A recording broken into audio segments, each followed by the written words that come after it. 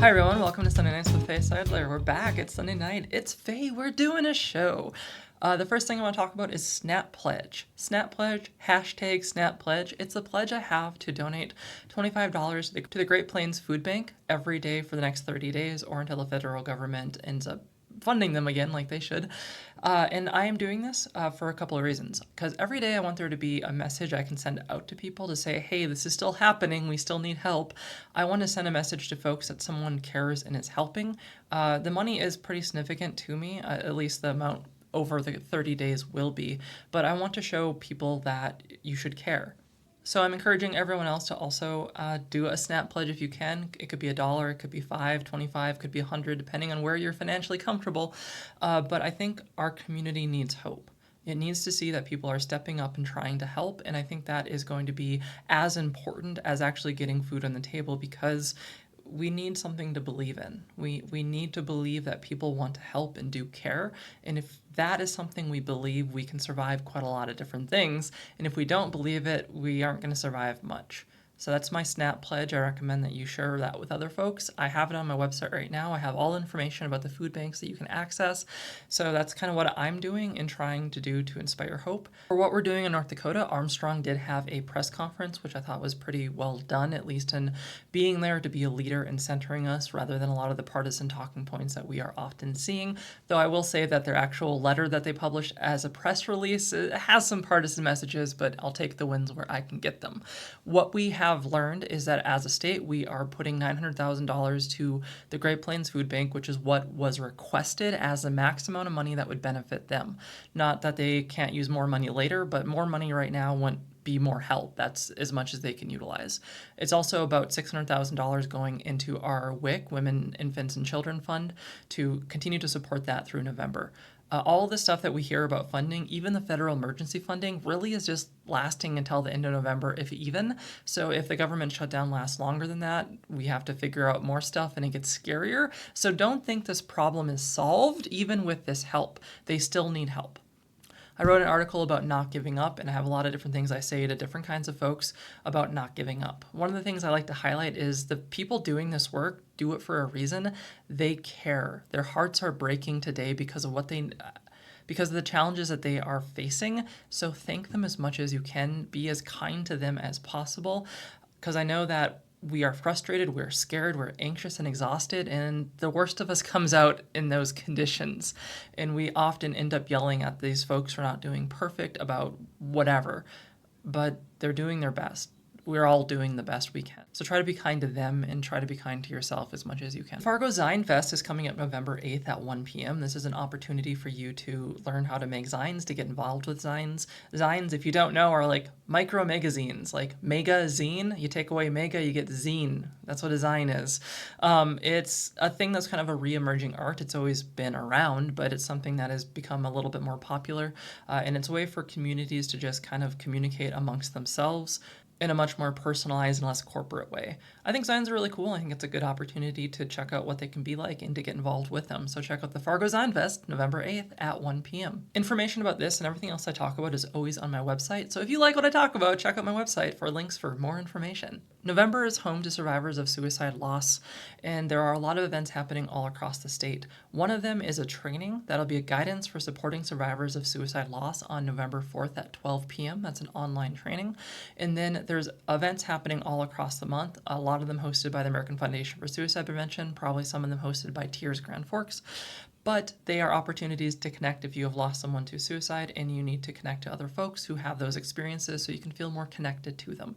So check out those links to find more information for connection. I shared this, I think, last week, but there's also a specific LGBTQ plus one that's happening, a national level one, where you can check that out for the specific kind of support one might need in the queer community for the loss that we experience much more frequently than many other communities. The second UND LGBT Plus Day-Long Institute is happening November 17th. The registration is full for this event, unfortunately, but I do want to highlight it because it is a really amazing opportunity in higher education and in North Dakota to continue to celebrate LGBT plus individuals, to continue to uphold the data research that we want for this community. Because even though our federal government has been very antagonistic to LGBT plus individuals, we still exist. We still exist in the data. We still have unique health concerns. We still have unique risk outcomes that if you care about populations and want to make sure your populations are doing well, we still have to be part of that conversation. And even though there are federal directions erasing a lot of this effort that we've done for decades, there are places where we still are keeping it alive for when our culture recovers and starts to understand, value, respect, and uplift folks who live within our different communities. If you are a professional and you would like to submit a webinar for the North Dakota Counselor Association, you have until December 1st. These submissions will go to their monthly training opportunities, the webinars, online opportunities that they give to their members and other folks across the year. So if you have something that maybe you didn't make the conference for, or something you're working on that's your specialty and you like to share, submit something for them so you can do it. For our nonprofits serving LG+ individuals, there is grants offered by PFUND, deadline January 21st, but they just recently opened up, or I think they'll open up tomorrow actually. They have combined all their grants into basically one grant pool, so whether that be trans individuals, bi individuals, or rural communities for LG+ folks, all of them are kind of one pool, and you can apply for them all and get them all within kind of one structure, to my understanding. PFUND remains one of the biggest funders of LG+ individuals and organizations across North Dakota. I want to share some reporting by Buffalo's Fire talking about how Native communities are navigating the federal shutdown. I'm sharing this as part of, how they're navigating the federal shutdown, but also to promote Buffalo's Fire. There are a lot of stories, especially impacting our indigenous communities, that I would never hear about or not be aware about if not for the fact I follow Buffalo's Fire.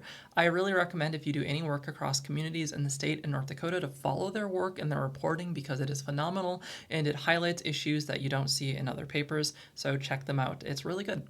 If you want to be more involved in LG+ statewide work, there is a Forward 701 Discord that has been started. Forward 701 is a collaborative of LG+ individuals across the state doing LG+ focused community building and advertising for various events. In terms of uplifting organizations, I also want to uplift the Healthy Foundation of North Dakota. The Healthy Foundation of North Dakota is an association of many different health partners working at many different levels, but they all come together to talk about specifically the evidence-based health practices, the community health needs of our state, and provide really centered, approachable education for anyone to learn more about things like vaccines or other health issues that impact us in our area. You can follow their newsletter, and if you are part of a healthcare organization that you think would align with that work, you can reach out to them and be part of their foundation. The National Association for Social Workers also has a newsletter. They're one of my favorite organizations. As I align myself with social workers across the state, I will be part of their conference coming up next week, actually, talking about navigating safety for LG+ youth in particular. I think all these resources are really good center points for people to get involved with these large branching efforts of work, whether that be LG+ individuals, whether that be our healthcare or social work institutes. I think these newsletters are great ways for anyone to be well informed. The reason I'm so well informed about everything across the state is because I follow experts from across the state. And I want to give you those opportunities because I like when people are informed about things. And then the last, to end with some just good news, because I think we could all use a little bit more of that. The Grand Forks Public Library was gifted $10,000. The Mandan Library got $500,000 to build creative activity spaces. And the River Child Advocacy Center is celebrating nearly $100,000 in donations as part of their annual large fundraising event. They do incredible work to help our youth who've experienced some of the most trauma within our state. They are there to help and heal youth who've gone through unimaginable things, and they're one of the organizations that I'm deeply grateful exists within our state. So a couple libraries and them got more funding, which is fantastic because they are all doing good work. Libraries, just to kind of go back there for a second, they do so many cool things. Have you checked out your local library lately? Because they have so many community events going on. They have so many cool books that they have. Like, that's what a library does, right? But no, seriously, like, I follow the Fargo Public Library newsletter, and it has like anime night. It has video game night. Like, yeah, I'm a nerd. I like those kind of things. It has different activity and craft nights. Like, there's so many cool things happening at your library, so check it out, celebrate them, promote them, make a social media post going, wow, I can't believe libraries are so cool. I mean, a lot of us would say that a long time, but more people should say that. Like, that you should be like Super Bowl, more like going to the library. Yeah. That's pretty much my show tonight. I just want to give you a heads up too that, again, I'm still looking for videos of hope for the Trans Night of Hope event that I'm doing on the 20th. If you'd like to contribute to support trans individuals, I'm also taking monetary contributions. And then otherwise, I just invite you to share and check out the event. It is meant to build hope for trans individuals, but my belief is if trans folks have hope, we all have hope. And I think that even though the world looks like it does today, We aren't hopeless because there's so many people that are trying, whether it be to help our libraries, whether it be help our youth who are traumatized, whether it be like the SNAP pledge that I'm doing to make sure that we are feeding people, or the Night of Hope for trans folks after a year of targeted abuse and violence. There are still so many people here that care, that want to help, and I think that we will course correct into a better future, even if today looks so terrible for so many people. This has been human history. We've had moments like this countless times before today. We'll have moments like this countless times after today, but we recover. We recognize how bad it is. We come together as a community, and we are always stronger together when we support each other, regardless of the differences we have, when we have that as our central value, that we should eat and have homes and have hope and raise our kids in safety and love. That's what we really want. The rest of it's just noise from really powerful, rich folks who don't give that much care about us. And all we really need is each other and community. That's my hot take, at least. Have a good night.